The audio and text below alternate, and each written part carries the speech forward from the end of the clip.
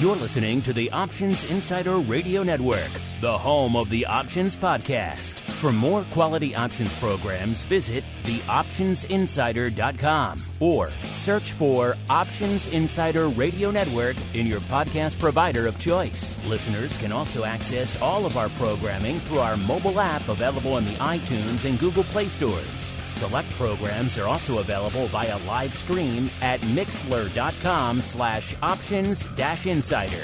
That's mixlr.com/options-insider. Don't forget to follow along with your favorite programs and submit your own questions for the hosts at twitter.com/options, stocktwits.com/options, facebook.com/theoptionsinsider, or via questions at theoptionsinsider.com.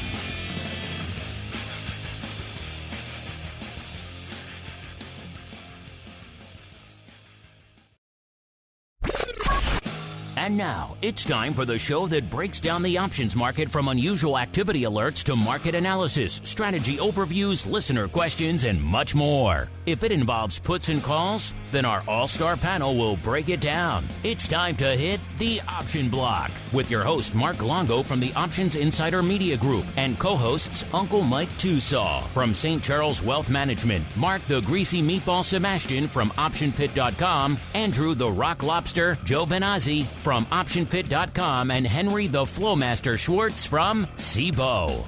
The Option Block is brought to you by CBOE. When it comes to trading volatility, trust CBOE, the creator of the VIX Index, for in-depth and relevant information. CBOE's tools and services gives you up-to-date trade insights, analysis, and positions of VIX options and futures. No matter what kind of trader you are, there's plenty of useful information to take the guesswork out of creating your portfolio strategy and to help you make more educated moves in the market. Visit www.cboe.com/VIX today to learn more. The views expressed herein are those of the speakers and do not necessarily reflect the views of CBOE Global Markets Incorporated or any of its subsidiaries, collectively CBOE. The information provided is for general education and information purposes only. There are important risks associated with transacting in any of the CBOE products or any of the digital assets discussed here. Before engaging in any transactions in those products or digital assets, it is important for market participants to carefully review the disclosures and disclaimers contained at www.cboe.com/US_disclaimers. These products and digital assets are complex and are suitable only for sophisticated market participants. These products involve the risk of loss, which can be substantial and, depending on the type of product, can exceed the amount of money deposited in establishing the position. Market participants should put at risk only funds they can afford to lose without affecting their lifestyle. And now, get ready to hit the Option Block. All right, everybody. That music means we are back. It is Thursday. It is noon Central. It is 1 p.m. Eastern. Do you know what's going on in these crazy whipsawing markets we're all living through? Let's find out together, shall we? My name, of course, Mark Longo from the THE, OptionsInsider.com, as well as from the network upon which many of you are cutting your teeth out there these days. We don't mind. Cut away. Bandwidth bills be damned. There's more where that came from, so have at it out there, listeners. If you do like what you hear on whatever platform you're getting it does help if you leave a star or a rating or a review, whatever your platform lets you do. Clearly, looking at the numbers, clearly there are new people discovering the world of options all the time. They need a place to turn, so if you want to help them in that discovery process, we've been around for a while. We have a lot of ratings, but in the new ones, clearly the algorithms favor those. So the more the merrier out there, especially for you newer additions. And of course, if you want more content in your lives, you don't want your broadcast week to end with volatility views. You want to participate on the awesome Pro Q&A we just had a couple of days ago out there with Mr. Vixologist out there talking all things universe of volatility and vol ETPs. It was a fun one. Or last week when we dove deep into all things trading psychology. Only one place to go to find all those goodies. The THE OptionsInsider.com/pro is the place to go to join our fun little secret club there. Also, you get live streams, all kinds of fun giveaways, you name it. The world is your oyster. If you head over there, theoptionsinsider.com/pro to learn more as we go around the horn and see who we're joined by today. First, let's go out to the sleepy hamlet of St. Charles. Rumor has it I may be heading back out there in, about 10 days or so to the Grand Kane County Fairgrounds again. We shall see. where we are joined once again by the uncleist of Mikes, Mr. Uncle Mike TOSAW from St. Charles Wealth Management. Uncle Mike, welcome back to Ye Old Program, sir. Always a pleasure to be here from the sleepy hamlet and good old Kane County Fairgrounds. I see them all the time when we go to Costco. Yeah, it's literally right there. It's literally right next door to it. I remember I went there the first time and I was like, man, where am I going to find gas in the middle of nowhere? What are the chances there's a Costco anywhere within 50 miles? And lo and behold, it's literally 100 yards away. It's St. Charles. We aim to please Mark Longo at every opportunity. And there's a Skippies across the street. It's like paradise on earth right there. I mean, what more do you need? The fairgrounds, a Costco, and a Skippies. You're kind of good to go for all of life's basic needs. All right, let's keep on rolling. Let's go around the horn. Let's dial that needle all the way out to the dark, the stormy, the turbulent shores of Maine. What insane person would live there, I ask you, beset on all sides by locust and clam pirates and horrific weather? None other than the rock lobster himself, Mr. Andrew GIOVINAZZI from OptionPit.com. Mr. G, how go things on the shores of Maine? Are things getting nice and dark and stormy? Yeah, you know what? The fall is settling in. It's a little cooler. I got to wear a sweater in my office now. I have some kind of, college professor look with a white starch shirt on and a gray wool sweater. So I'm feeling kind of Ivy League today. I can see even you. Though I did not go to an Ivy League school. I can see you rocking the tweed with some elbow patches. That sounds like you. Yeah. I could do that. Maybe like a pipe. Hat. Maybe kind of hat with a pipe. Yeah, nice little pipe. Turtleneck sweater. You can get the look going. We'll workshop it. As we keep dialing that needle all the way down to NYC, to the hallowed halls of CBOE East, where we are joined once again by the FLOWMASTER himself, Mr. Henry Schwartz from the aforementioned CBOE. Mr. FLOWMASTER, welcome back to the show, sir. Thank you, Mark. Always happy to be here. Andrew, I want to know, is the gray sweater, is that just your chest hair spilling over the top of the collar? That's my question. Henry's just full of them today. You missed the pre-show chat, listeners. Things got a little blue. Instead, we'll just keep on rolling right on into the trading block. It's time to break down the latest topics, trades, and trends in the world of options. It's time for the trading block. All right, listeners, let's get into it. Let's mix it up with this crazy market. Let's see who comes out alive at the end of the day, shall we? And I mentioned kind of topsy-turvy, whipsawy markets, and then we got another one in store for us today, listeners. We started things off kind of tranquil, kind of gently meandering in one direction or the other. It seemed like that start of that direction was going to be south today. We started gently threatening the 43.5 level. Then we started rallying. We got back up to what looks like around 43.85.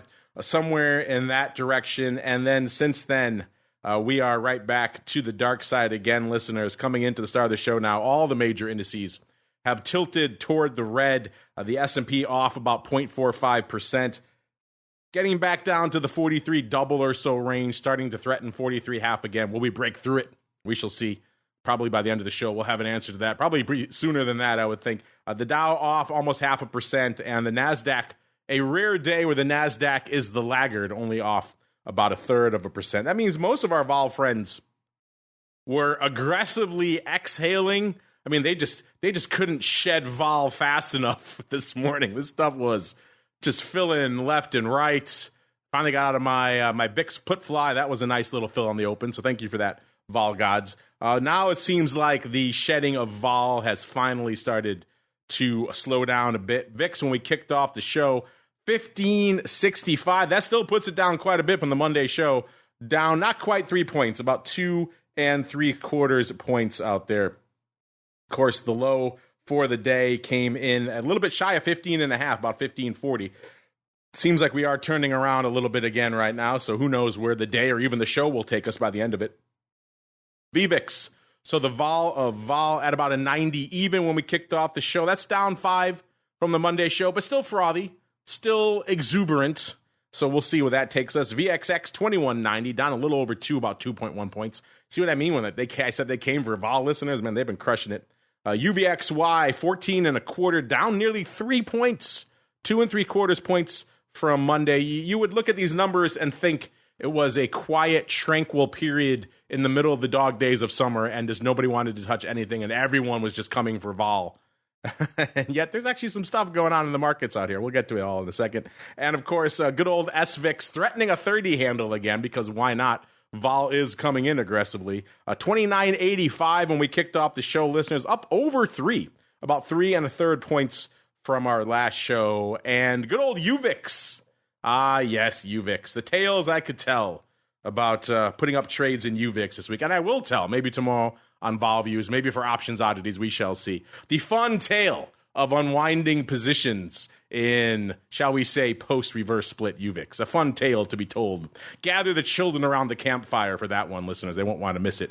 UVIX right now, 29.60. It was 29.15 when we kicked off the show, so already up about half a point just since we started talking. So UVIX may be inhaling again. Of course, over the past few days, UVIX has been just a quite the topsy-turvy monster, to put it mildly. Got up to about 33 3/4. That was just yesterday, now back below the 30 handle. Good luck. I was pricing up some trades out there this morning. Listen, good luck getting any sort of real quotes out there yet. It's still a minefield of madness out there in UVIX land.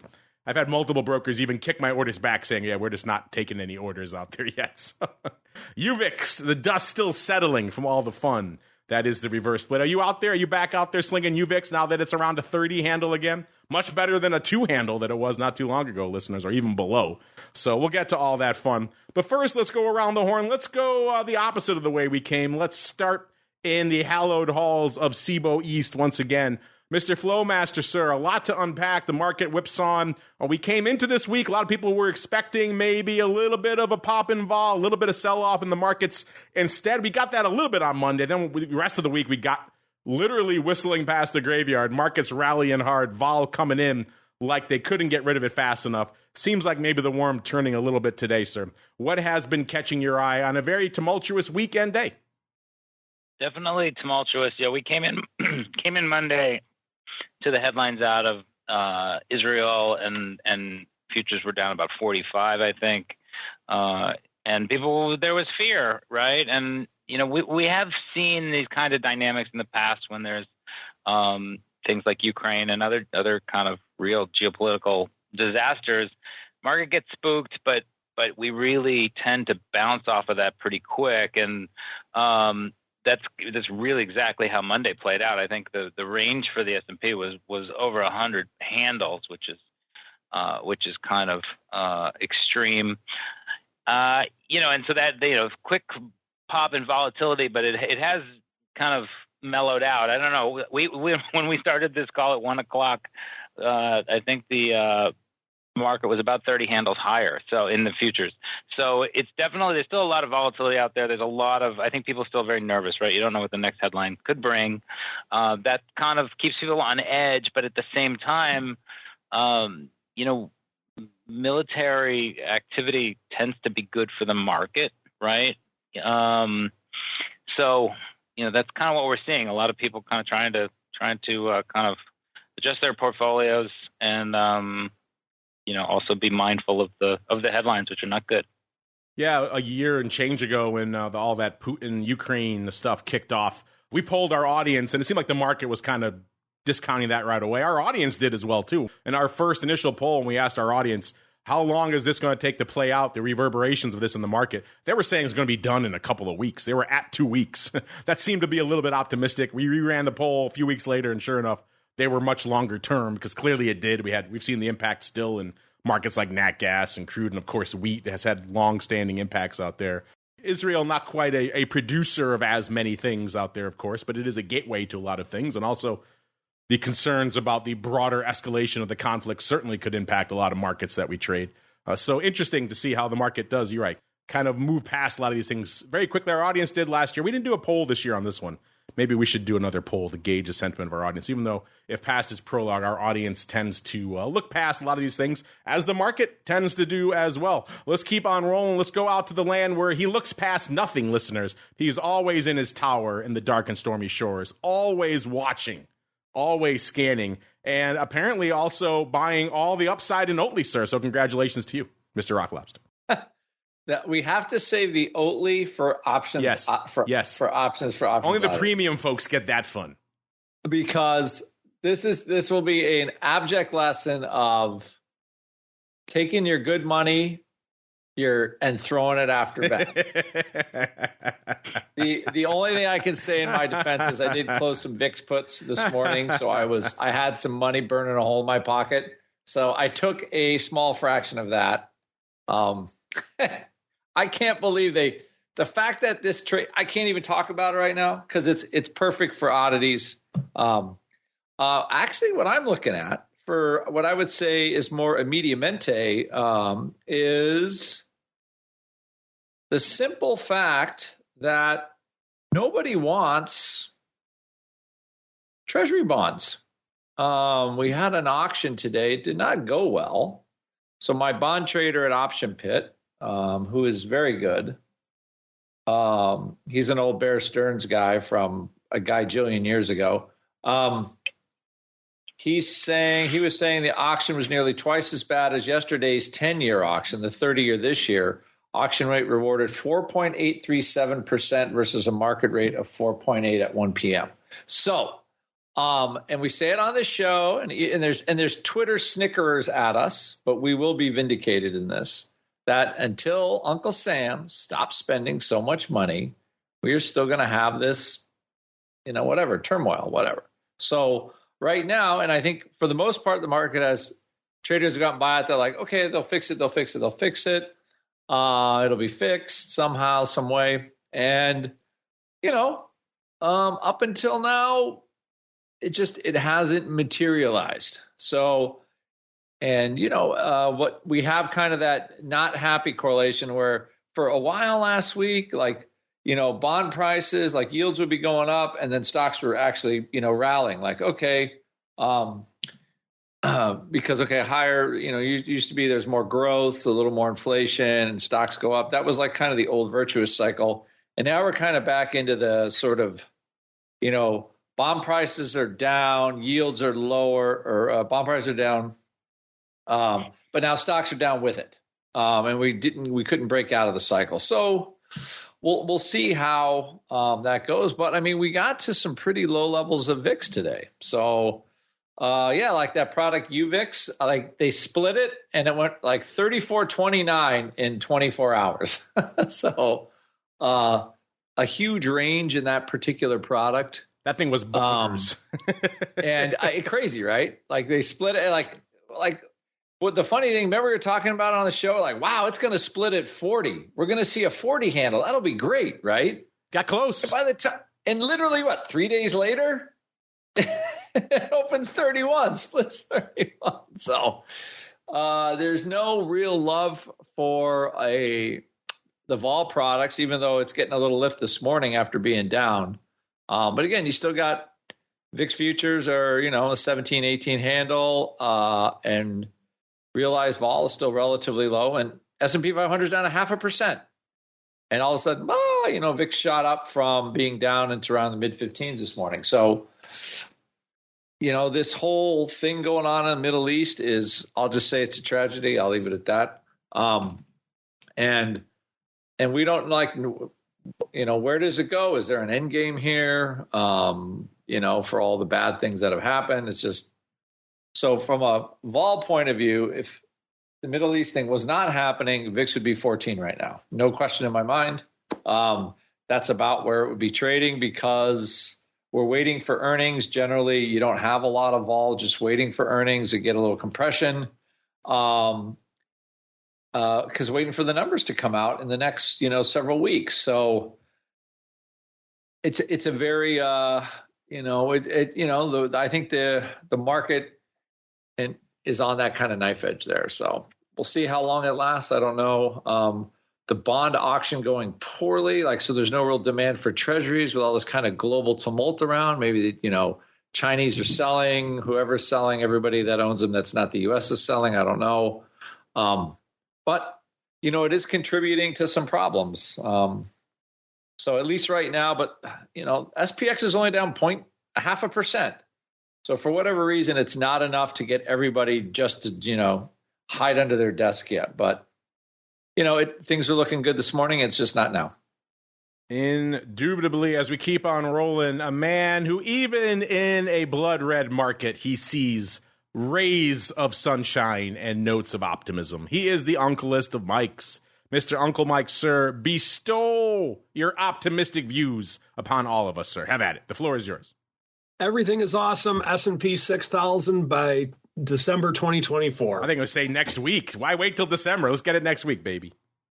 Yeah, I'm not quite that optimistic. No, I think that with where we are, let's just look at the big picture of things. I am bringing up a chart of SPX over the course of the last 3 years. And within the last 3 years, you know what? I'm going to bring it up over the course of the last 20 years.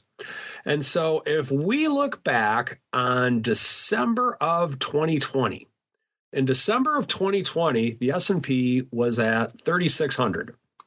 And in looking at that, I'm sorry, let me bring this over.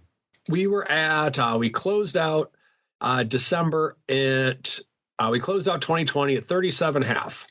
And so from there, keep in mind, that's off of a rally. I know I'm factoring COVID into here, but that's off of a rally to where the S&P actually got as low as 2191.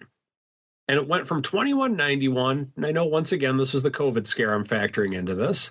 It went from 2191 all the way up to 3750. Now, that's a major, major rally. Once again, I know it was because of the blip from the COVID season, but that's the way things go sometimes.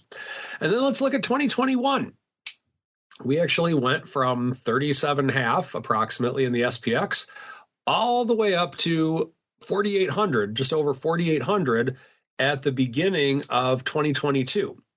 So if you actually look at the distance with which we came from the COVID lows to where we got down to 2191 to the all-time highs on the first day of trading of 2022, we've come a long way, baby.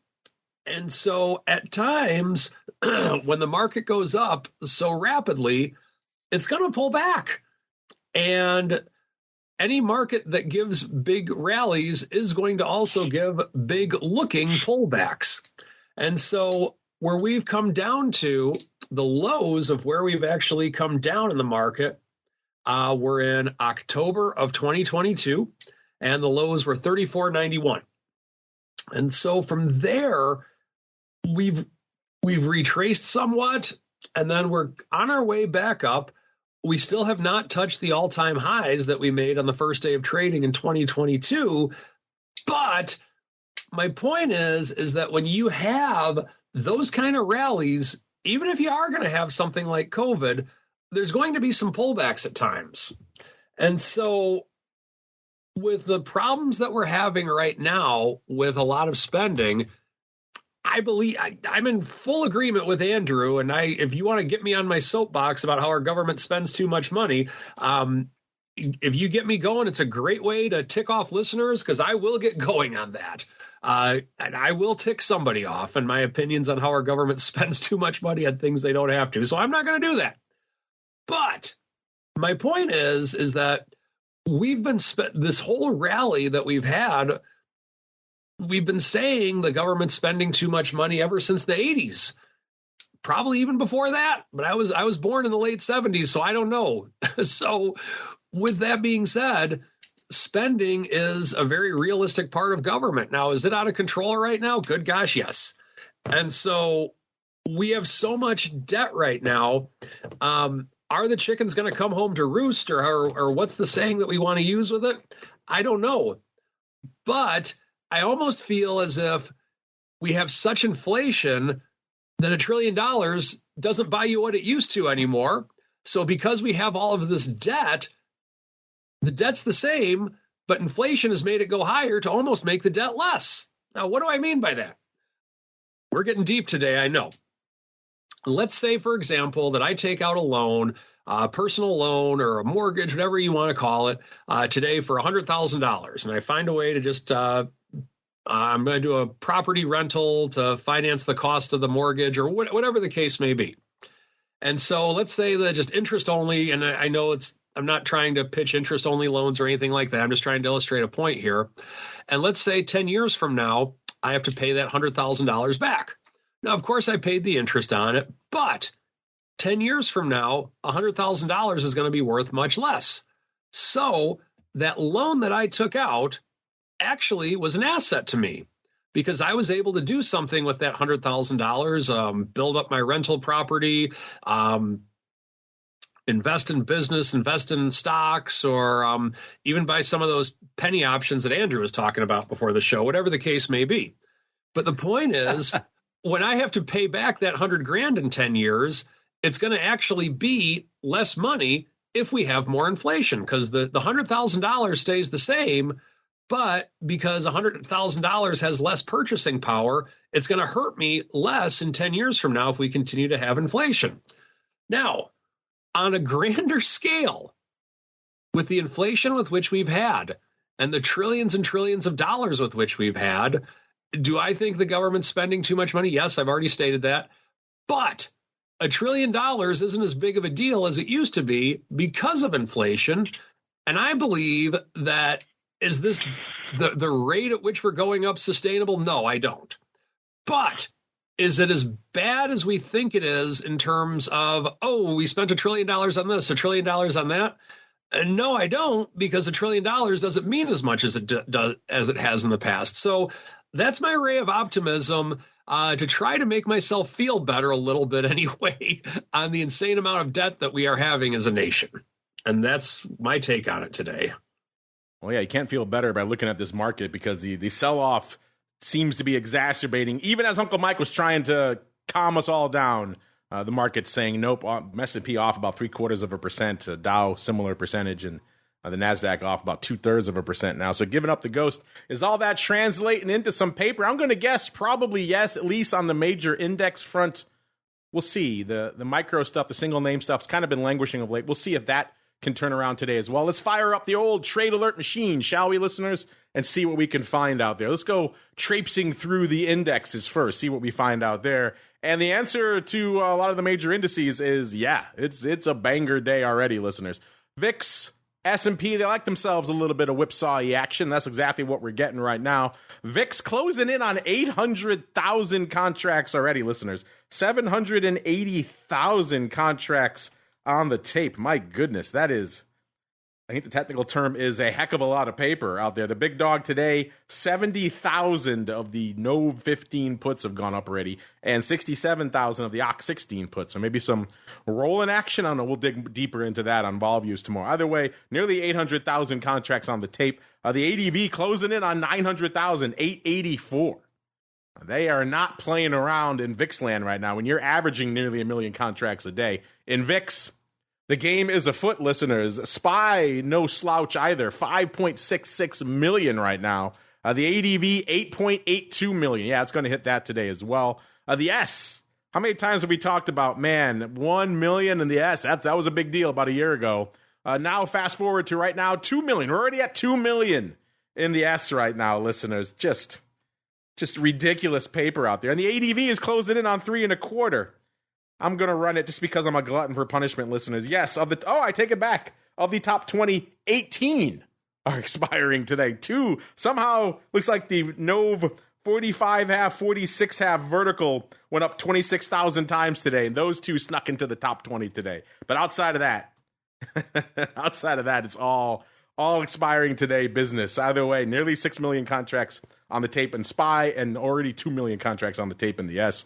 Small caps, IWM, 741,000. Man, they are coming for small caps today, off 2.25% right now in IWM. My goodness, they're annihilating stuff out there. The ADV right now, 1.2 million, and that seems like a lot, listeners, but they also seem like they're on pace to hit that today. So look out below in small caps land, and the Qs, not to be forgotten, 2.85 million already.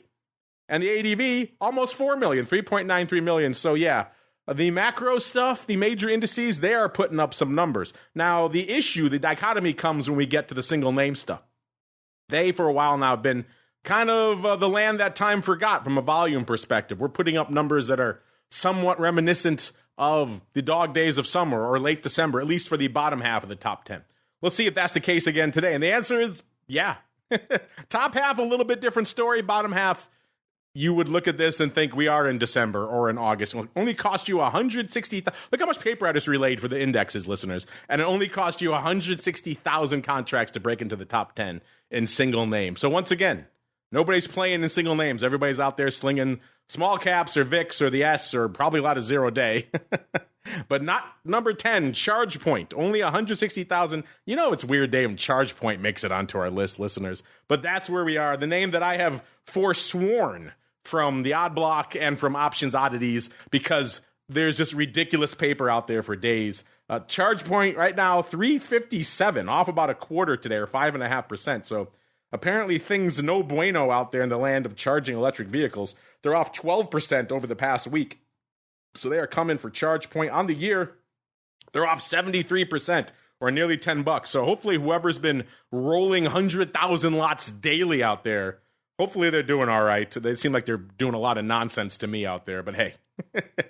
Number 10, ChargePoint, 160,000. Don't get me started on ChargePoint, listeners. It's like Uncle Mike and spending. I can go on a diatribe about ChargePoint options paper. I won't. Instead, I'll go on to number 9, AMC, 170,000 contracts on the tape. AMC, $10.50. So a little bit of upside here for AMC over the past week. Up 2.25 in the past 5 days, or 28%. So a nice little pop for good old King of the Apes. Wow. That's a nice run for them. Again, good for number 9, 170,000 contracts. Number 8, another name that a lot of the meme folks like, and certainly a lot of the AI folks like, and in these quieter periods has been making it into our top 10 more and more. This is Palantir, number 8 today, 194,000. Palantir managing to buck the trend. Everything else is off, but we know ever since this Israeli conflict popped off, this has been upside for Palantir. They have a lot of contracts with the Defense Department, also probably a lot of contracts overseas. Either way, $18 right now for Palantir, up about a dime today. And over the past week, it's up $2.50 or 16% just in the past 5 days. So a nice lift. We talk about all the downside this could pose for the broad global economy, but for individual names like Palantir, it was $15.50 last Friday, $18 right now. So a nice boost for them.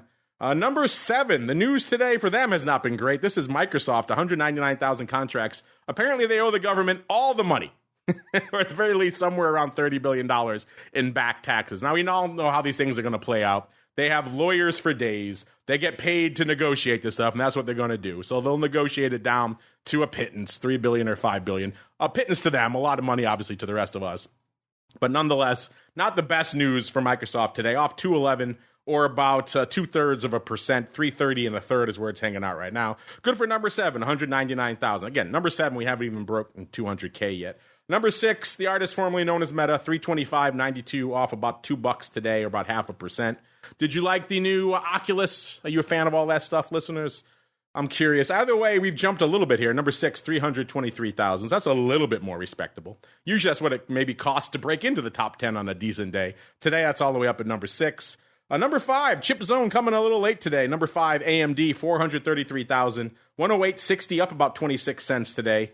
So a decent little pop for AMD, but nothing crazy. Again, number 5, 433,000 contracts. Number 4, keeping it in the A tech names, it is the Amazonians. What a jump from 5 to 4, listeners. We went from 433,000 to number 4, Amazon, 745,000. So Amazon's starting to put up some respectable numbers. Again, once you get to the top of the list, it's more respectable. The bottom half, the land that time and options forgot. Amazon, 131.75, off about a nickel right now. They've had a range of almost exactly $4, 134.48 on the upside and 131.40 on the downside. So a range of about $3, almost exactly there. Interesting range and kind of hanging out towards the bottom end of that right now. And again, good for 745,000. Number 3, keeping it in the A tech names. The streak is alive. It is Apple, number 3, 815,000. Apple still managing to buck the trend as well. 180.5, up about 65 cents. So how bad can things be if Apple is green on the day, listeners? Apple is the bellwether. Wherefore Apple goes, the rest of the market follows. And right now, Apple is still green. So I guess the world is not ending at the end of the day. Apple's had a low of 179.84, a high of 182.34, hanging out towards the lower end of that range, but still up on the day. Number 2, going back to the tip of the AI spare, listeners, it's NVIDIA, 857,000. NVIDIA up about $0.00 of a buck, 468.69 right now. They've had a range of 476 to the upside, and 466.60, easy for me to say, a lot of sixes there, to the downside. So nearly a $10 range and hanging out towards the lower end, but bouncing off that low, obviously a few bucks there. Number 2, NVIDIA, 857, and you know what number 1 is. It's the old Tesla, light for them today, actually 1.2 million. Usually we see them at least 1.3 million this time of day, so close, but no cigar. 260.5 for Tesla, off about $2.50 today. They've had a over $5 range, 541 to the upside, and 260 pretty much even on the downside, and hanging out, actually 260 even, but the 259 they just ticked. So obviously my screen is a little slow in updating. So 259 3/4 is where they're hanging out right now. Obviously a new low for the day, and good for 1.2 million contracts out there. Earnings, we got stuff popping off this week, listeners. Tomorrow, we're back in it, hot and heavy. JP Morgan Chase tomorrow, PNC, Progressive, and Wells Fargo. Today, we got Delta Airlines, Domino's Pizza, and my favorite, Walgreens Boots Alliance. If you want all that data for yourselves in your hot little hands, completely for free, because we like you folks, theoptionsinsider.com. Click on the Options News and Articles tab to begin your journey to the dark side as we continue our journey right on into the Odd Block.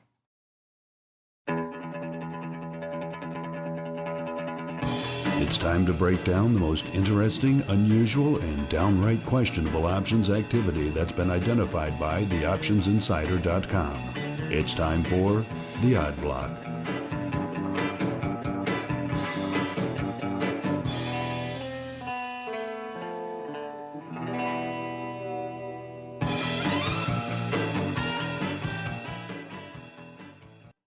All right, let's do it, listeners. Let's unleash the beast that is the Eye of Sauron.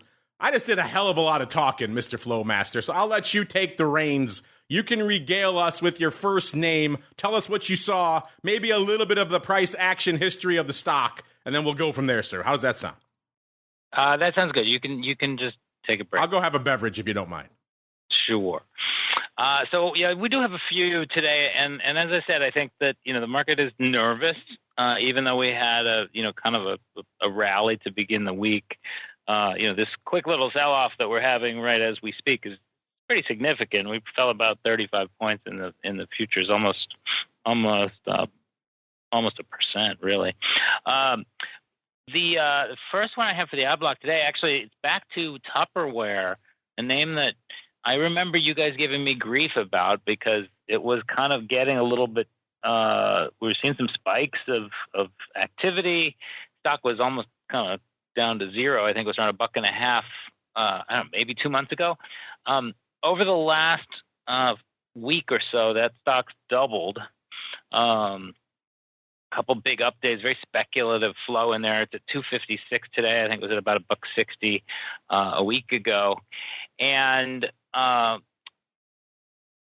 this is, when we see these low dollar stocks, I tend to quickly go look at the implied borrow rate. So you look at where the forward's trading versus where the stock is, and that basically you can back out the rate in the Trader platform, and in some of the other data shop offerings, we have this functionality so you can see what the implied rate is. And when that rate starts to go up, that's when you kind of get the short squeeze dynamics. So Tupperware this morning was unavailable to borrow and pricing in around 90% when you look at the prices. And the trade that I'm looking at is actually yesterday. It was the Friday the 13th, which is tomorrow. Maybe that's also why the market's getting jittery. It's an unlucky day. The Friday the 13th, two strike calls yesterday.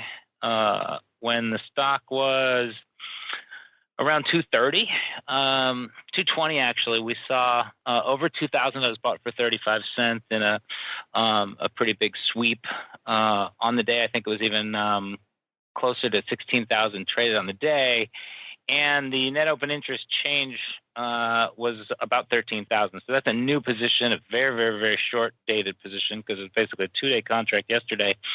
And those are trading around 65 cents today. So even the market's taken a tumble this afternoon. Tupperware is up about, today it's up about 10%. It was up even higher before.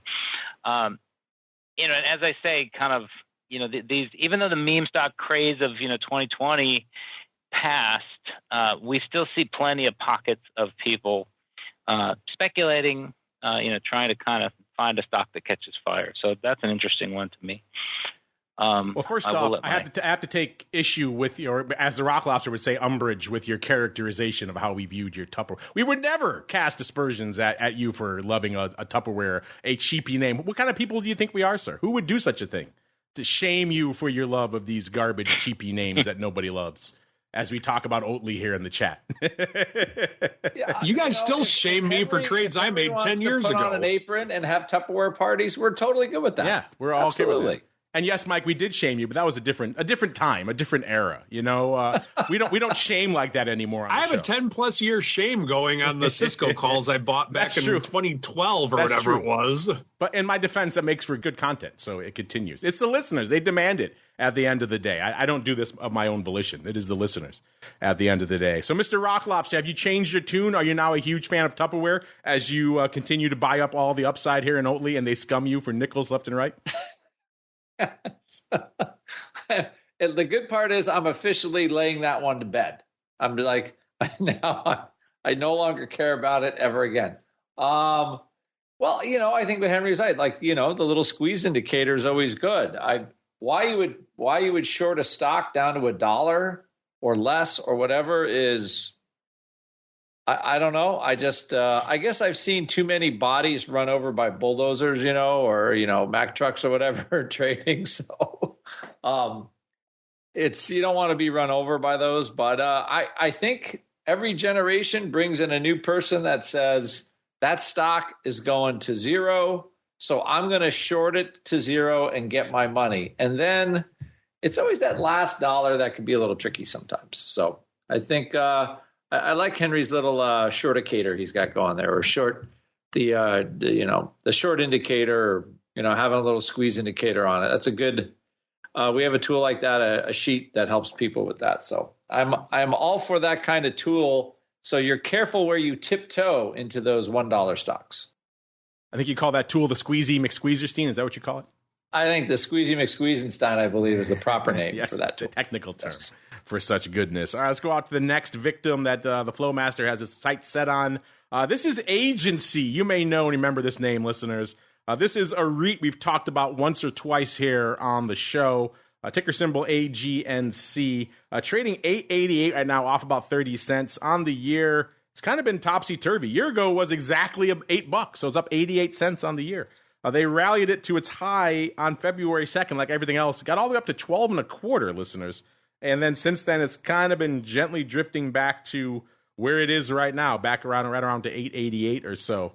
And if it sounds familiar, it's because we talked about it last on this show, back on the June 26th episode. We talked about somebody coming in and scooping nearly 6,000 of the Jan 11s. They paid 18 cents for those bad boys. Those are not looking great right now, but hey, the stock at the time was 10.11, so yeah, they've given up a wee bit in the stock. I have to check to see if these are open. I'm going to assume that they still are. But that said, Mr. FlowMaster, sir, what did your eye of the FlowMaster spot out there in agency today? So this one is on the bearish side. This is put activity, and the reason I saw it is because the put call I think came up as over 10-1. And it's very concentrated. We've seen 23,000 of the November 9 puts trade. It's a buyer based on the fact that they keep sweeping the offer. Some of them they paid 33 cents for around 11 in the morning, but most of them they had to pay about 41 cents for. So that's a big kind of change in vol as well, just because stock only had moved 6 or 7 cents at that point. And so 23,000 of these Nov 9 puts, so they're really right at the money. Maybe it's a hedge for somebody who's long stock and has gotten a little bit beat up. It's a lot of capital to throw out there if it's a hedge. And the other thing that kind of stands out is you know, when you look at the size of this trade is way above the average daily put volumes around 17,000 contracts. So this one trade is bigger than the ADV, but in notional terms, it's 2.3 million shares, which is about 17% of the actual daily stock volume. So I do like to look for trades that are just outsized like that. And if it's really a big trade that you know the market would have a tough time digesting, and it's executed in one of these multi-market sweeps where you can tell they haven't negotiated it. They've pretty much just gone to get everything they could get. So it's pretty aggressive. A stock is at the bottom of its range. I don't know. I think they hold residential mortgages, right? So, could be a play on, a recession happening rather than the soft landing. But that's a big trade, and like I said, it's to the bearish side. While you were talking, sir, I did fire up your platform. But I had to say, if you had to if Trade Alert had to go away, but you can only keep one function, I would always request you keep the life-to-date trade summary. That's my favorite. I use that all the time. I used it again just now in agency to check on the history of these calls. And yes, first off, they are still open. The Jan 11s are the biggest position that is open right now in agency. There's about 27,000 of them open. They traded 26,000 on that day when we talked about it back on June 26th, and they're all still open. So spoiler alert, those are not looking great, listeners, and now someone has flipped to the dark side. Mr. Rock Lobster, go figure, a little bit of put paper in a REIT. Stop me if you've heard this before, sir. This must be some kind of new show. I've never heard that somebody's buying puts in a mortgage REIT. Never. Pay no attention to the man behind the curtain. I think the headlines about like commercial mortgage papers all going to zero, and I just think that's all part of. I mean, you can't open up like Bloomberg News or Wall Street Journal or Twitter or anything without a pending collapse in the commercial real estate market or whatever. I would just think, wow, aren't they just going to make all those buildings condos? Can't you repurpose them? I know it's not a layup to make everything a single use unit, but in my experience, like aren't rents atrocious in every city in the U.S. and they just take all those commercial buildings and make them apartments? Anyway, so I thought some enterprising person could do that, and that would actually help property values. So anyway, or put the cost of rent down. However, I guess I'm just some sort of Pollyanna when it comes to that stuff. So it does not surprise me that these have been purchased, but we'll just see how the cookie crumbles on it. I recall maybe these puts will do okay, but I thought they had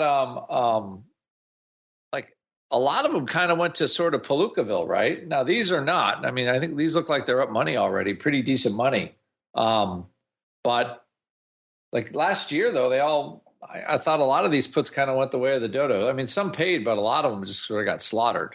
But right now, this does pass the first test of, they're up 10 cents day one. That's pretty good.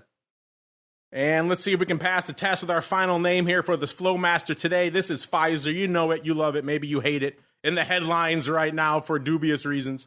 Ticker symbol PFE, trading $32.90, off about a quarter today. On the year, it's off $9.13 or 21 3/4.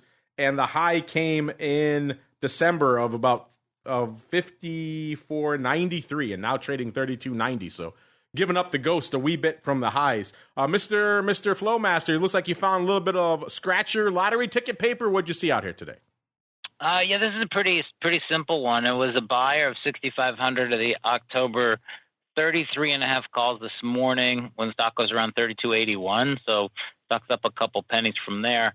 They paid 29 cents. It opens, and just kind of looks like somebody kind of playing for a bounce. I think that the recent headlines I've looked in there, they have a few drugs in the pipeline, and then they have a couple price target lowering at a couple of banks. So just looks like somebody looking for a bounce. As you get into year end, and the market is still up a decent chunk on the year, you start to see people hedge, and you also start to see people kind of tail back where they're trying to place aggressive bets just because the years, hopefully they've had a decent year if they've tracked the market, and they don't want to screw it up. All right, listeners, now we're going to keep on rolling into our final segment. It is time to go around the block. It's time to tell you what we'll be watching on our trading screens until the next episode. It's time for Around the Block. All right, everybody, welcome to Around the Block, the portion of the show where we tell you what we're keeping an eye on until our next episode on Monday. And really quickly, let me pay off or update at least our question of the week, which is still going, flying fast and furious.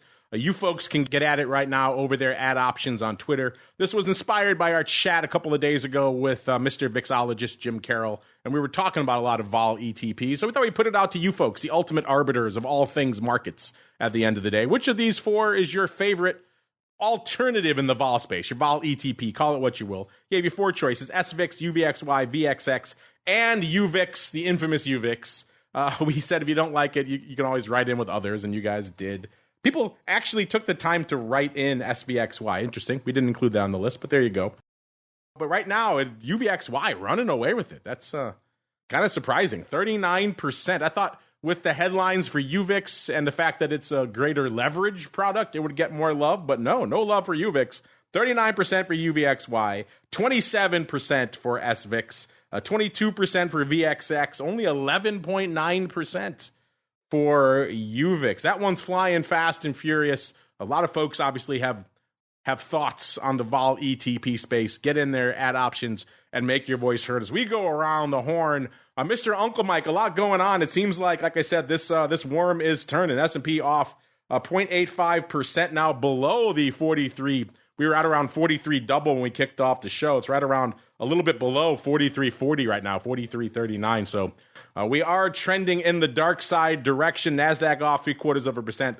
Dow off about 0.85%. What are you keeping an eye on until our next show on Monday, sir?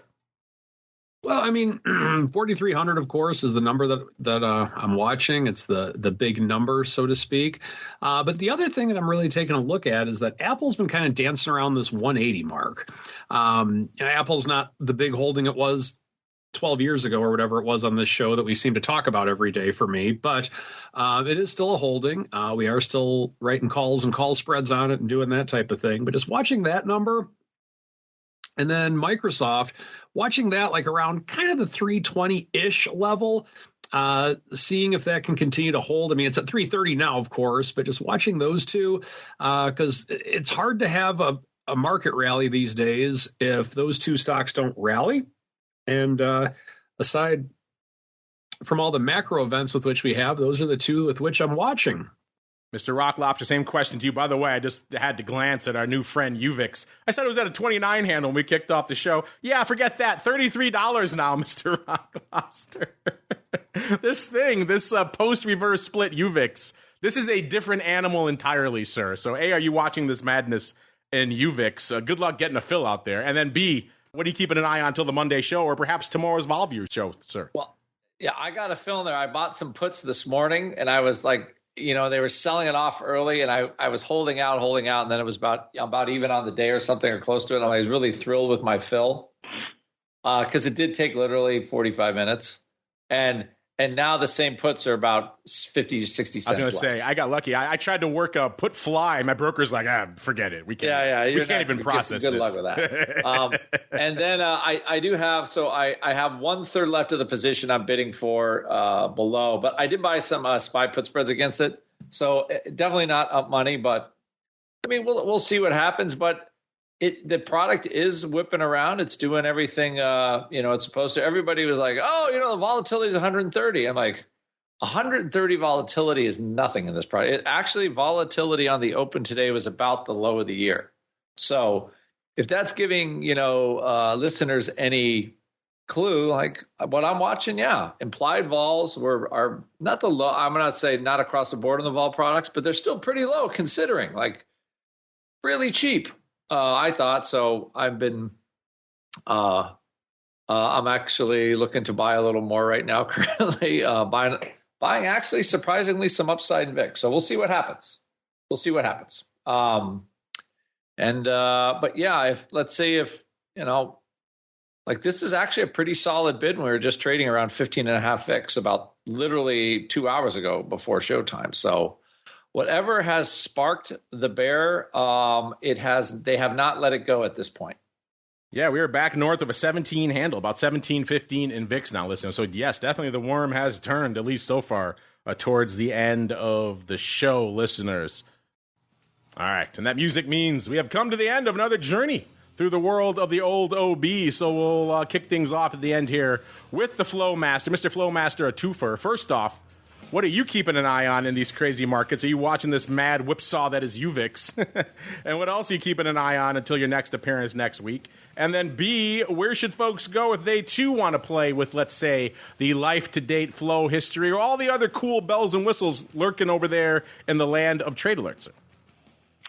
So I will be watching. We do have some earnings coming up. I think is Citibank tomorrow and JP Morgan.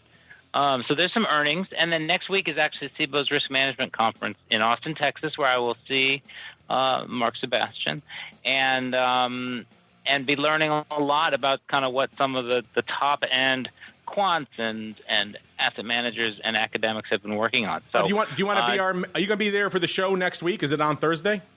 It is on Thursday. I might try to find somebody from CBOE to sub in for me because it's probably right in the middle of the day out there. So you could be our boots on the ground. Give us like a catch up on the session. See what you've seen so far. That's cool and fun. That sounds good. I'm absolutely going to take good notes because I got a lot of people counting on me. So I will fill you in and your people. There you go. And where should folks go if they want all that trade alert goodness, sir? CBOE.com/RMA. You can request a trial. That's where you will find Trade Alert, Live Vol, FT options, and all the other spectacular things that CBOE has. Spectacular things indeed. Just life-to-date flow history, let alone, listeners, worth the price of admission. I use it literally every day, probably like 20 times a day. But I digress as we keep on rolling. Mr. Rock Lobster, sir, where should folks go if they want more Rock Lobster goodness? And did you buy all of these OC25 puts in UVIX for 15 cents right now, sir? I have not. I don't know if I'd buy the 25s, but yeah, it's a bit of a long way to go. Who knows with this product? Yeah, right? It could be there. It could be there by the end of the show. Yeah, it could be 25 by end of day Friday. Yeah, go to optionbit.com 888-TRADE-01 and you get 10% off anything you hear from us. So there you go. So there you go, indeed. And last but certainly not least, the uncleist of Mikes. He tried to talk the markets up today. Alas, he did the opposite. He killed them all. Blame Uncle Mike. Mr. Uncle Mike, if they want to spew venom your way for killing the markets, where should they go? What should they do? I said a 50,000 lot, not a 5,000 lot on these long futures. Oh wait, sorry. There we go. There we go. We'll see if we can do that. StCharlesWealth.com if you're looking for a financial advisor who is not afraid to give you tax advice or talk about options. Not a lot of people that do that. StCharlesWealth.com or follow me on Twitter at Mike Tusaw, TOSAW. There you go. And maybe I'll be in line for my semi-annual trip to the hallowed halls of St. Charles soon. We shall see. I'll give you an update on that, listener. That's going to do it for the old OB today, but we're not done on the network, not by a long shot. I'll be back in a little bit with our good friend, Miss Carly Garner. She was talking up triple-digit oil not too long ago. Seemed like it was moving away from that. Now everyone in the Middle East conspiring to bring that back to fruition. So we'll get an update on all things. We're going to talk energy, so crude and nat gas with her. But where else we get? Will it be ags? Will it be metals? You got to tune into TWIFO to find out. All you pro folks, it'll be up in a little bit. All you on-demand folks, that'll be on the feed later today. Back again tomorrow, noon Central, 1 p.m. Eastern, with the once future and present Dr. Bix. Talk a little bit of vol. There's some of that to talk out there these days, not the least of which the mad tale that is UVIX. And then, of course, after that, Options Oddities, the Rock Lobster and I will get to all sorts of fun with Oatly. I'm just looking at his prints. That alone is enough to fill half a show right there. The saga that is Oatly out there right now, listeners. And then back again on Monday, another episode of The Option Block. Stay safe out there, everybody. The Option Block is brought to you by CBOE. When it comes to trading volatility, trust CBOE, the creator of the VIX Index, for in-depth and relevant information. CBOE's tools and services gives you up-to-date trade insights, analysis, and positions of VIX options and futures. No matter what kind of trader you are, there's plenty of useful information to take the guesswork out of creating your portfolio strategy and to help you make more educated moves in the market. Visit www.cboe.com/VIX today to learn more. You're listening to the Options Insider Radio Network, the home of the Options Podcast. For more quality options programs, visit theoptionsinsider.com or search for Options Insider Radio Network in your podcast provider of choice. Listeners can also access all of our programming through our mobile app available in the iTunes and Google Play stores. Select programs are also available via live stream at mixlr.com/options-insider. That's mixlr.com/options-insider. Don't forget to follow along with your favorite programs and submit your own questions for the hosts at twitter.com/options, stocktwits.com/options, facebook.com/theoptionsinsider, or via questions@theoptionsinsider.com.